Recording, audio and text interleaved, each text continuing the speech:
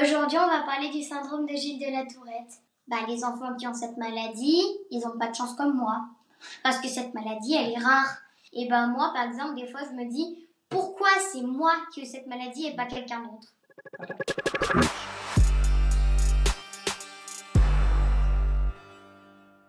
Alors la maladie de Gilles de la Tourette, ça se manifeste par des tics, des tocs et parfois des comportements inappropriés en société. Le problème, c'est qu'on la résume aux mots grossiers. D'ailleurs, même dans les séries télévisées, quand vous avez quelqu'un qui sort des insultes, on dit c'est la Tourette. Mais ils occultent 95% du reste de la maladie. Donc à chaque fois, je suis obligée d'expliquer que ce n'est qu'un des 12 principaux symptômes de la maladie et ça rend très difficile l'acceptation. Parce qu'au bout du compte, on se dit ah c'est une question d'éducation, elle dit des mots grossiers, c'est parce qu'elle est mal élevée. Et donc, c'est vrai que tout tourne autour de ce symptôme précis. Au niveau social et relationnel, c'est très complexe. On fait des bruits, on bouge beaucoup et parfois, on ne peut pas se contrôler. Elle devait avoir à peu près 5-6 ans quand j'ai remarqué que son comportement avait quelque chose d'anormal. Il y avait notamment des tocs, c'est ce qui est apparu en premier en fait, des tocs de répétition, des tocs de toucher, des tocs de comptage. Elle avait des tics, notamment elle avait au début beaucoup de tics avec les yeux, donc elle faisait des roulements d'yeux,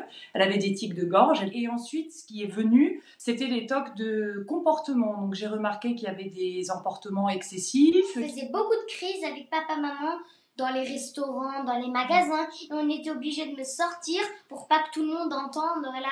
Par exemple, la dernière fois, j'avais pas envie de manger tel repas, et donc ça m'a énervée.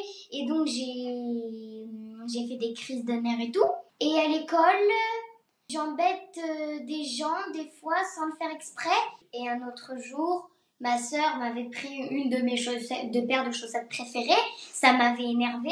Donc, j'ai commencé à la taper et à m'énerver. C'est compliqué de me calmer parce que moi, quand je commence une crise, faut la finir jusqu'à la fin. C'est ça. C'est le principal problème avec cette maladie, c'est qu'elle est très difficilement diagnosticable. On a eu donc ces 3 ans et demi d'errance diagnostique qui ont été vraiment très complexes. On a vu près de 25 médecins pendant cette période. Ce qui a été le plus décourageant dans tout ça, c'est que tous les médecins auxquels on avait affaire se renvoyaient tous la balle en me disant que c'était soit un problème d'éducation de ma part, alors ça c'est quelque chose que j'ai énormément entendu, ou tout simplement que c'était une enfant qui avait énormément de caractère. Que j'ai insisté parce que j'étais convaincue qu'il y avait quelque chose qui n'allait pas et qui a été reçu par un médecin à Genève. Ce médecin a vu Orphée et il nous a dit à part pour la maladie de Gilles de la Tourette, vous venez pourquoi? Parce qu'en voyant votre fille, on sait très bien qu'elle a ça, on le voit tout de suite. Alors déjà, quand on vous dit ça, après 3 ans et demi, à être passé pour une folle à penser qu'elle avait quelque chose et qu'on me disait qu'elle avait rien, voilà.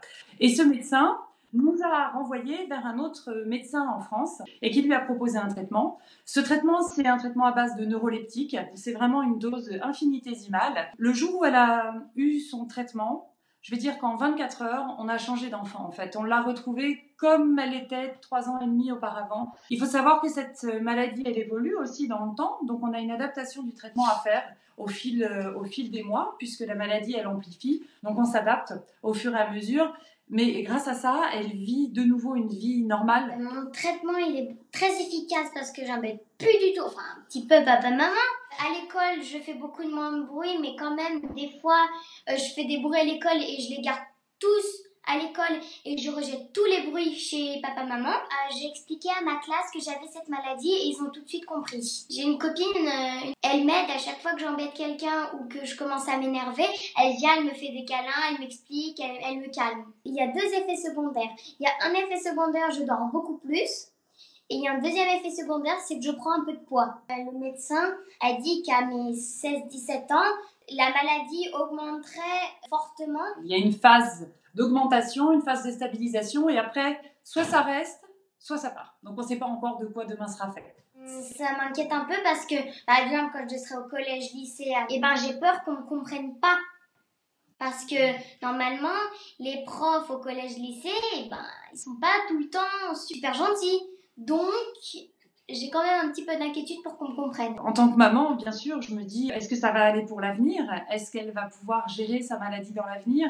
Est-ce que sa maladie va pas augmenter à un point qui sera difficilement gérable pour elle, qui sera tellement haut qu'on devra peut-être avoir recours à une intervention chirurgicale pour faire baisser ses tics et ses tocs, bien sûr que je suis inquiète. Après, elle est très courageuse, elle prend vraiment tout ça avec beaucoup de sérénité, beaucoup de calme. Et donc je me dis, bah écoutez, s'il y a d'autres personnes qui peuvent bénéficier de notre expérience qui a été longue, complexe et douloureuse et éviter de passer par ce chemin de croix, hein, littéralement, par lequel on est passé, et ben si au moins une ou deux personnes que ça peut aider à comprendre et à éviter de galérer comme nous on l'a fait, et ben je me dis que c'est toujours ça de prix, et puis tant mieux pour ces familles si ça peut les aider. Bah moi ça me dérange pas de parler ça aux autres parce que c'est quand même un petit peu le but de leur expliquer, parce que si je leur explique pas, ils ne comprennent pas. D'expliquer, encore expliquer, toujours expliquer, la pédagogie pour moi c'est fondamental dans ce type de maladie méconnue et surtout très caricaturée dans les médias.